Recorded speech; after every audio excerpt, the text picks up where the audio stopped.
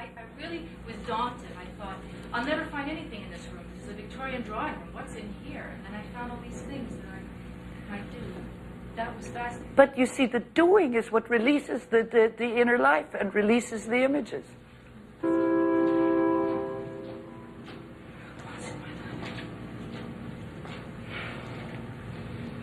Once in my life, as the man said, fly away from all these sleepy countenances, these dull faces, this deafened life. Great coward that I am. When a man comes here every day, and every day I know the reason why he comes. Oh, God.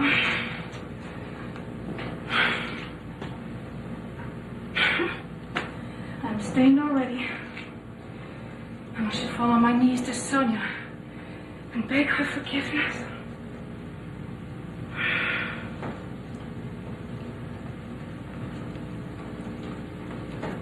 What can happen? You can feel, geez, I can't get this guy. I haven't got him yet. What is it? And then when you get into the costume, something happens.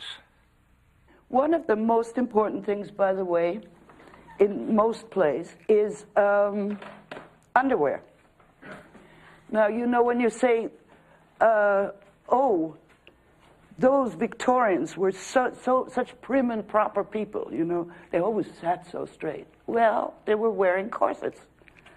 And it's very hard if you have stiff, staid corsets coming up and holding you up to do this. You can't.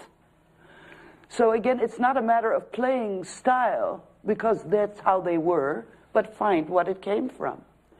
If they say, oh, you shouldn't cross your legs, I say, for the purpose of the exercise, do what they did. They wore 2 petticoats. I defy you to try to cross your legs. Do you see what I mean? Then you won't cross your legs. You will sit because of, not because it's stylistically correct. If your sleeve, instead of being a latex sleeve that bends very easily and it's very tight, and it's so, you'll find that you can't bend your elbow. Do you see? You can only bend it so far. And that if you pour, if you have a beautiful, in an Oscar Wilde play or something, everybody's always, you know, playing style. If you have a long ruche hanging here that it took your housekeeper half an hour to press properly, you won't want to dunk it in the tea. You will make sure that it's up. If it's good manners not to get a lot of fingerprints on the silver teapot, you will pour in order not to get the fingerprints on. Then you will find the behavior.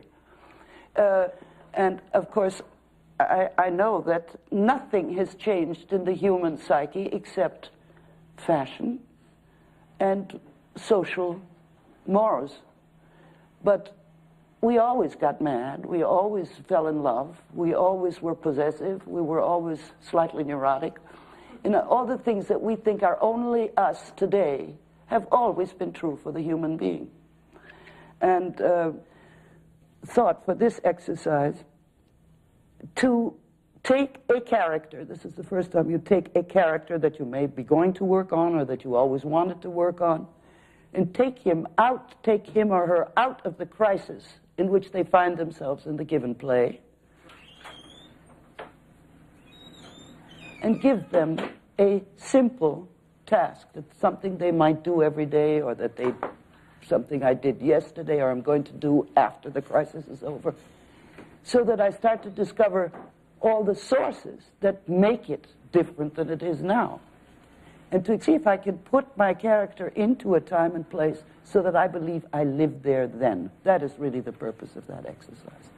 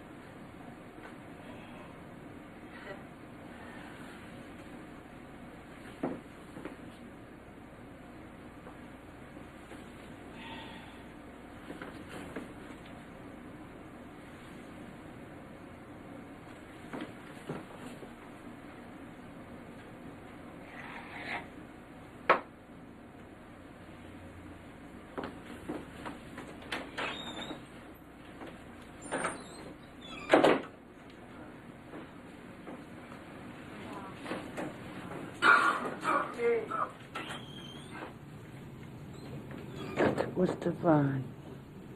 Marvelous.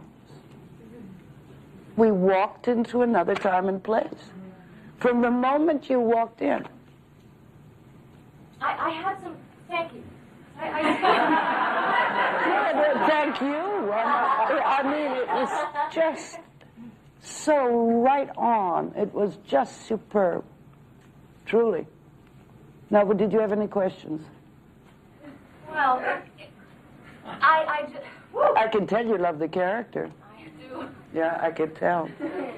And now, what is so successful? First of all, the trouble with some of the objects which are difficult is that we run out of inner objects under non-crisis circumstances to keep our attention going while we get dressed. Buttons, lace shoes. See, that was your bustle. I mean, it was just... I put it on very tight today. I thought, oh my God, I'm going to... And then the tightness in relationship to the shoes. No, it was wonderful. What you gain from this exercise and how to work on it, this was an example. You won't see it much better than that. And now if she played this character, 3/4 of the work on the Who Am I and her faith in historic time and place has been conquered. It's just wonderful. And it never is a costume. You see, that's the dangerous thing. She's not putting on a costume. She's putting on her clothes. She's washing her face, not somebody else's. She is hanging up that particular blouse for tomorrow. I mean, everything. Just wonderful. Every single object you selected in terms of a different time and place, and making that habit rather than something strange. Or they did, they would light a lamp like that, they would light their candle like... It was you doing it as though it were your candle, your room, and your... It's just wonderful. Literally not one criticism. Of course, each one of the exercises you can do 10 times or more, which is why people, when they study with me in the beginning, after two or 4 terms, they're still on the second or third exercise because I don't expect you to race through them. So by the time you get to this exercise, you've been a long time doing the others. When you and once you've exhausted this, then there's a wonderful way of combining them. So you do Charlotta outdoors, right? Charlotta outdoors waiting for somebody. Charlotta having a picnic by herself outdoors. Or any kind of character that gives you trouble in terms of faith. And just combining exercises, you can see they all easily combine.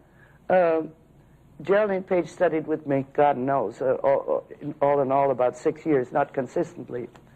And she would come back. And the last few times she came back in the last few years, she only did object exercises. And I said, why? She said, when I did them, I didn't know how valuable they are. She said, it gives me a chance to work on all the staggered conditions. You know, how many, when we put being in a hurry while I'm hot with a headache and, you know, and I really stagger conditions. That's a very useful exercise. But, no, this was superb. Okay, very good. Thank you.